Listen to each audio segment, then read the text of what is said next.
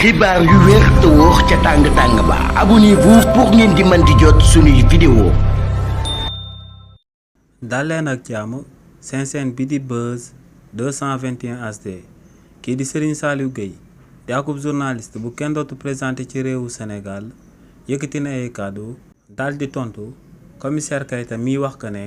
loi interprétative bu amnistie bi dañ ko fee bëgg a daal di samp ngir daal di toppalu takk der yi kese. ci li ni mel kii di Serigne Saliou Gueye ne lu leer ba am moom mooy que ne ci événement politique yi daan am ci réewu Sénégal te mu tàmbale woon ci mars 2021 daal di jeexee ci février 2024 ñi fa daan boom nit ñi di fa daan amal crime de sang ñooñee la loi interprétative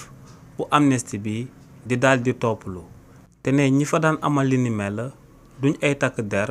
comme nu ko kookee di commissaire Keita bëgg a gëmloo Sénégalais yi ne ñu fa doon boom nit ñi duñ woon ñenn ñu dut ay nervi yi nga xam ne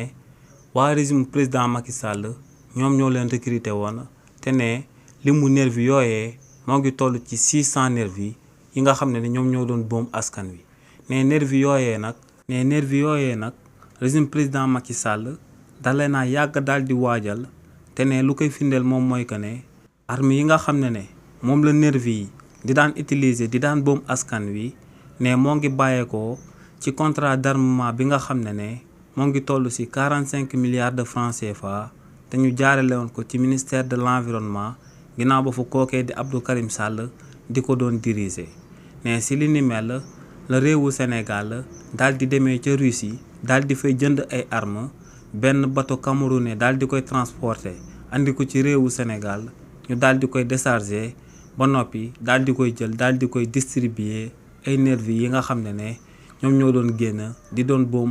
askanu réewu Sénégal ginnaaw bañ fi daan amal manifestation politique bi ngir jàmmaarloog dictature bi nga xam ne kookee di président Macky Sall bëggoon na ko teg ci ndoddu askanu réewu Sénégal. xibaar yu wér te wóor ca tàng ba abonnez-vous pour ngeen di mën di jot suñuy vidéo.